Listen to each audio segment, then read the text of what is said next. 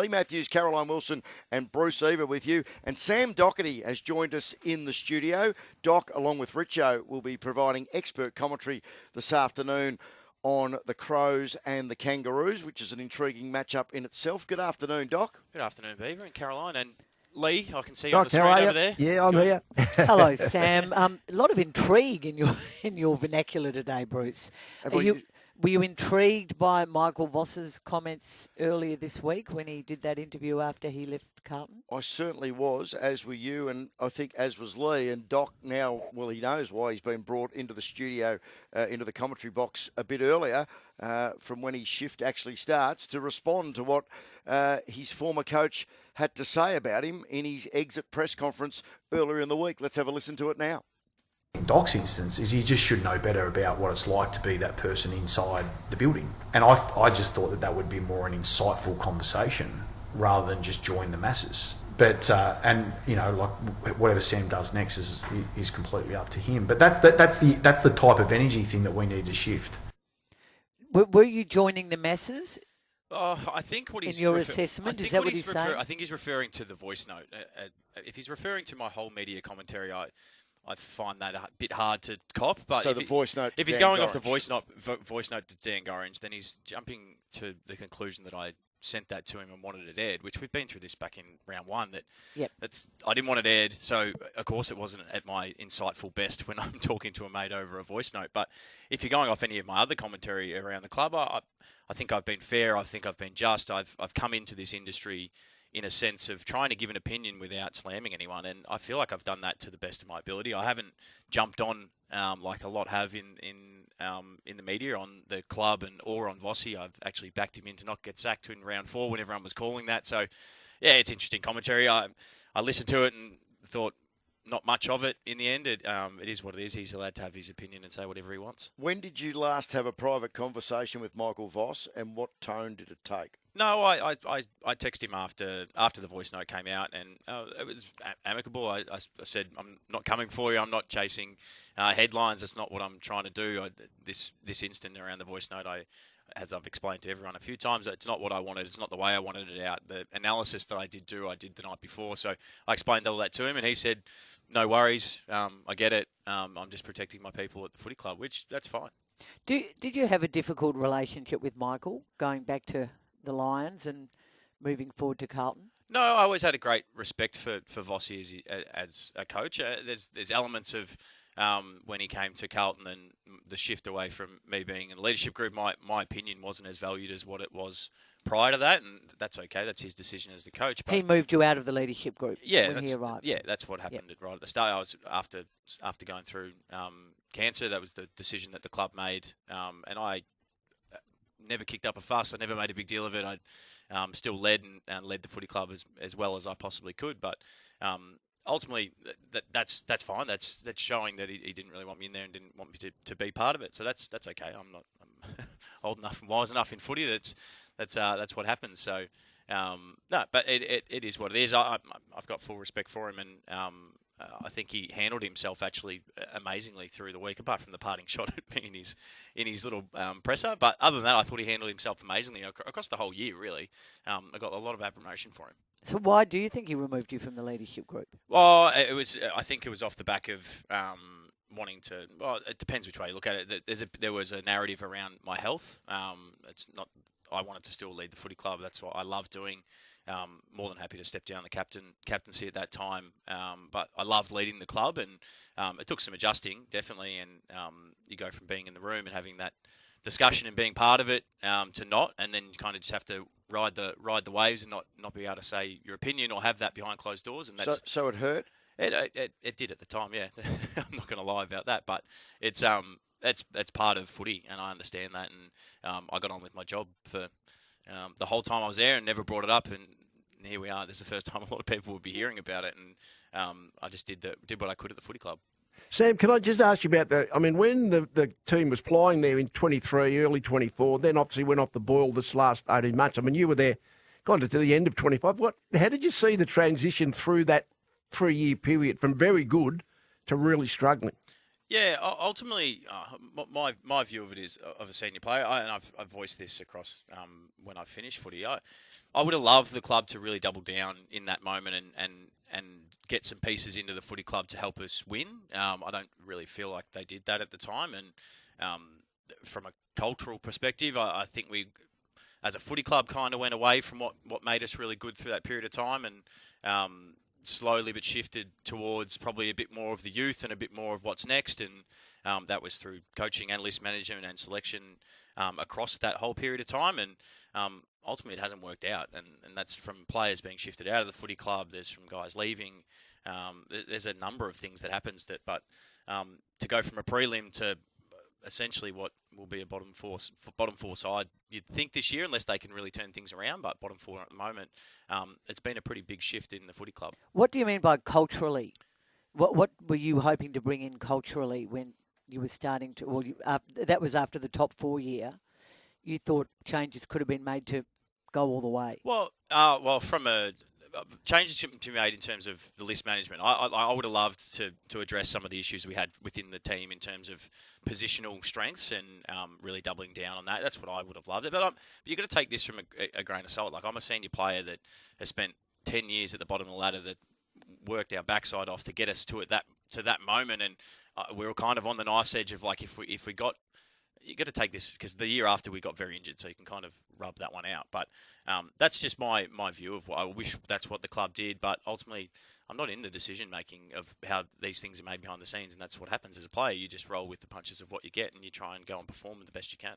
But was that reflective of the leadership group? Your thoughts about the list management and where it could have improved? No, I wouldn't say that. These aren't conversations you just openly have around the club all the time. These are thoughts that you have in your own head, and the fine line between leadership is around having these conversations behind closed doors. I wasn't exactly involved in those discussions, so you try not to have too much of this stuff, because these things can be on a knife edge of cultural. I'm now out of the footy club and can express my thoughts of what I had at the time and that I had back in 2023. But in terms of my performance and my leadership at the club, I was still stuck to what I had to do and did that to the absolute best of my ability. Two-part question. What type of interim coach will Josh Fraser be? He's already ruled himself out of applying for the job long-term. And were you surprised that he got the nod over Ash Hansen? I'm not surprised that he got the nod. I think fresh eyes is a good thing. Josh has only been there for 7 months.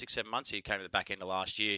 I think in these interim roles, and have been involved in a few of them, sometimes a fresh set of eyes that can kind of flip the group think is always a good thing. Coaches, to their detriment, work so hard behind the scenes in terms of making game plans and coaching them, and sometimes when you're all in the room talking the same thing, you end up kind of down the same path, whereas Josh has come from a different footy club, had a different lens on it. So I think he offers a little bit of a different sort of thing to say what Ash has been there for 4 or 5 years. And the second part of the question was what I think that they'll go for. That can be part C of the question. I missed part B. Part C, I think they'll go untried. I think fresh, young, really good relationships, and with the younger guys of the group, it's going to be a bit of a slog in terms of, unless they can really turn around, and there's still hope of that. We watched Melbourne and how dire was everyone thinking about Melbourne last year, and Stephen King comes in and turns that completely around. So, but I think they will go untried, but I could be definitely, these aren't conversations I have with anyone at the club. This is just my thoughts. So, where do you see Patrick Cripps' future? I mean, he sort of made an oblique comment during the week. I don't know, to be honest. I'm one of my best mates. I don't ask him, because the reason why I don't really want to know, because I don't want to have this conversation and know much behind closed doors. But I think he's earned the right to do whatever he wants, regardless. If he wants to leave, I think that the club should be able to grant him that. He's put in more than a mountain of work to try and turn the footy club around and lead through a really difficult period of time over the space of 12 years. I think ideally in his mind he'd love to stay.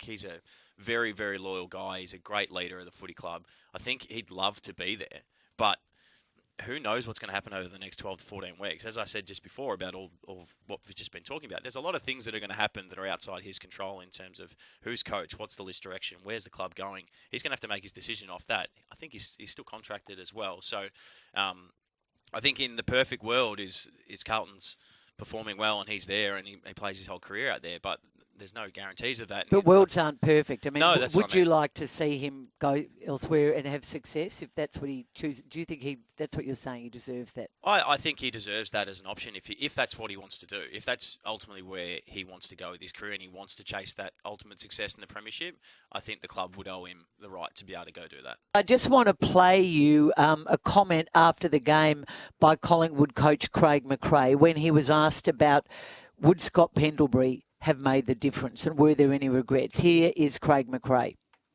Well, do you want to celebrate the record for the most games in the history of the game here tonight, or would you rather do it next week at the MCG?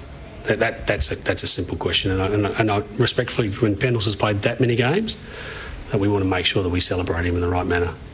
Now, we understand what a massive week it is next week, and everyone is going to be watching that game, not just Collingwood and West Coast supporters. Just jumping in there, Caro, that's a separate issue as well in terms of the timing, that it's clashing with Geelong, Sydney at Geelong. We'll come back to that a bit later. Yep, doubleheader of twilight games, incredible. It is rather incredible, but look, Collingwood are sitting at 10th. They'll be out of the 10 by the end of the round.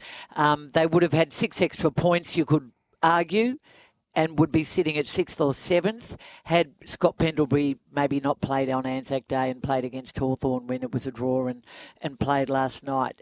Do you have any issue with their decision of managing Pendlebury? I would have an issue if it was just a normal player who plays every week and not he's a 38-year-old. The fact is you pick and choose at the moment, and this is the management of players is something I think we all got to get used to. And Chris Scott's mentioned it a couple of times. So I coach Chris, obviously, and I just wanted to put my best team on the field every week. And I've spoken to Chris about it.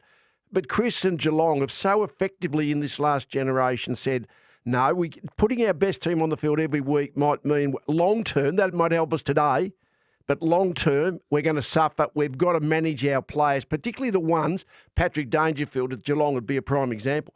But Scott Pendlebury, if he was just playing every week and we just don't play him 1 week to play the record-breaking game at the MCG, I don't think I'd be quite so keen on that. But I think Scott Pendlebury's match minutes, his match time is being managed anyway. So in the big picture, I don't think it matters. Like that point that, okay, he's already missed a couple of games because short breaks, things like that. So on that basis, I think you've got to accept we're not necessarily having our best team on the field every week because that's what we're going to do to be better long term. But it's not only about managing Scott Pendlebury. I mean, hasn't romance taken over from a genuine attempt to make the top 6? I mean, he didn't really need to play on Anzac Day. Well, yeah, we look back on Anzac Day, and then he plays against Hawthorn, has a break, and then plays against Sydney. Well, just jumping in, Karen. Even the Anzac Day question, Lee, is a split question because given how comfortably they won that game, and he was the best player afield, but he could have been benched halfway late in the third quarter with the game safely in their keeping and just put on ice for the rest of the game. But he's obviously got the romance of the 4th Anzac medal, most Anzac medals of any player. That's true. Last night was coming off, a 6-day break. So Collingwood played last Saturday night. So it was a 6-day into the Friday night travel against the Swans. I must admit, I'm still a bit uncomfortable with the concept you're talking about of actually putting, okay, he's going to play the record-breaking game. It's a big event, so we're going to make sure it's at the MCG at the expense of potentially being, getting the 4 points and your finals chances might be won or lost by a win or a loss. So it does seem a little bit over the top to me at the moment in terms of the romance overwhelming the practical aspect of trying to win as many games to play finals. I mean, they did finish top 4 last year, Bruce. They obviously can't see themselves as a genuine contender this year because if they did, I'm not sure this might have happened. And I understand that on any day, Scott Pendlebury could suffer a hamstring or get some dreadful career-ending injury. And that can happen to any player. We don't want that to happen. But and they've managed that side of it really well because he is now going to break the record. There's no way that Collingwood don't think they're a contender. You're a contender until you don't win enough games to be out of contention. Any thought that Collingwood are playing the season on the base, I don't think we're going to contend this year. So it doesn't really matter whether we win or lose. No, I don't buy into that one, Caro. Well, I suppose I've put it the wrong way. I guess what I'm probably saying, Leigh, is I'm not sure. I'd be amazed if the coach is as comfortable with this as the commercial department, the marketing department, the membership department, and the CEO department. Remember the one early in the year when they went? Was it Collingwood who went and watched the replay of the grand final in one of the public picture theatres 10 days or so before the start of 24? Yes. And I commented, and I thought, sometimes the coach doesn't actually use, you're just intimating, the coach doesn't necessarily control all the marketing imperatives. Sometimes you just got to sort of pace, your opinion has to be second fiddle to what's best for the marketing of the club. Having said all of that, it was an extraordinary performance by Collingwood. Sydney continue to find a way, and they are in every way the darlings of the AFL at the moment. And as Craig McRae correctly pointed out, in their best so far this year against the sides at the pointy end of the ladder, they coughed up in the wet that late lead against Fremantle in gather round, lost by a kick. They've led by 5.5 goals against the Swans, lost by a kick. And they've drawn with Hawthorn, who had to score twice in the last 90 seconds when they were depleted as well. We're going to no one expects them to lose to West Coast next week, so that at the halfway mark of the year they'll be exactly 50%, 5-5 and a draw. And their next 2 weeks after that, before the bye, Bulldogs at Marvel on a Saturday night, and then the Melbourne game on the King's birthday Monday. We're going to find out a lot more about exactly where the Pies sit heading into the second half of the season. Is that a fair enough assumption, Leigh? Oh, it is, but I think that you've got to beat them. I don't care who you are. Swans are top of the ladder. They've won. They're 9-1, and they just scraped over the line against Collingwood. So Collingwood has still got the capabilities to beat anyone in the competition. Whether they can do it week after week, month after month, and qualify high up, well, that's a separate question. Just thought I'd like to continue on the Carlton discussion a little. I saw an article that listed the changes that have happened behind the scenes in the last year or so since Rob Priestley became chairman. I mean, Graham Wright clearly became CEO, and there's been an enormous amount of changes. Now, there's two areas that are now not filled, seems to me: the list manager and the recruiting manager and the senior coach. Now, you'd think, what's the priority in terms of importance to get if you can get the best, which area do you want to get the best in? I was watching, let me go back to Thursday night, the Lions and Geelong, the two reigning grand finalists. And what they've built their lists on getting some good players from other clubs. You've always got to be able to do that. Say the Lions, Draper, Dunkley, Neil, Cameron, Geelong, Smith, Cameron and Dangerfield, and a few other players from other clubs. But mostly, you got to pick the eyes out of the draft.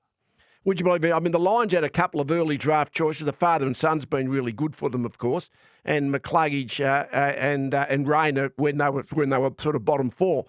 But the Geelong have been up there mostly for the last couple of generations, 20 years. Edwards and O'Sullivan pick 11 and 12, and they're the highest sort of draft picks. So what has happened with the blokes like Stephen Wells, who's looked after the Geelong drafting selections? Kania Beatson's done a great job at the Swans. Steve Knoll's behind the scenes of the Lions. These are names that are unknown pretty much to the football public, but really well known to the fraternity. Now, Graham Wright started his football journey, apart from playing, as list manager at Hawthorn. That's where his reputation was built. I'd be very surprised if Graham Wright falls for this thing that all the publicity about the next senior coach, and that's important, get the best possible senior coach, but unless you get the right people to have an elite drafting, recruiting, list management group, that is still the critical building block to being a successful football team. The coach, the development people, there's 30 or 40 people in the football department to get the best out of it, but if you don't get the raw talent in, you're not going to become a really successful team. I guess I subscribe a bit to that old saying, you can't make strawberry jam out of horse manure. Unless you get the raw talent in, you're going to be bobbling along at the bottom of the ladder, or you won't be getting up the top. And I think what the Lions and Geelong have done in that space has been outstanding. It's why they're so good in this generation. And I think Graham Wright would know that's what Carlton have to do. That was a favourite saying of Graham Richmond and my father, but they didn't use the word horse manure, actually. This is prime time. I'm in the middle of the day, you know. Leigh, so obviously significant then that the day that Michael Voss announces he's going, they move on the list manager as well. That's what I'm saying. Yeah, that's the great thing for Carlton that Graham Wright comes from that background. So if you're talking, you understand the priorities of the building blocks to be a good footy club. As I say, having the effective people, and it seems like they haven't got anyone in that area right now.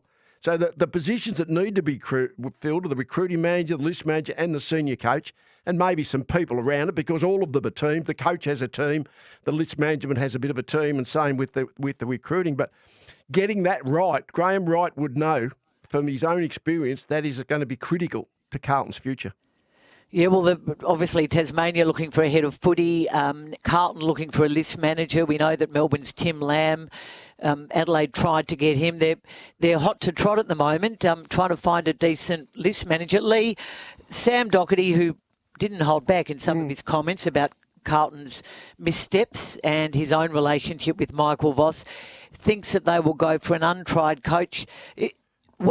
Can you understand why John Longmire isn't more in people's thinking for this job? I mean, maybe he is. I just can't understand why he wouldn't be. Well, I think people are going on a little bit because, Chris Davies is obviously going to be critical to this, but Graham Wright's the CEO, and because he was involved at Collingwood and they went for Craig McRae as a first-time senior coach, therefore that's the area that he'll be looking rather than the established coaches that have sort of coached for a long time, like John Longmire, Ken Hinkley, Adam Sims. They're all in the same category.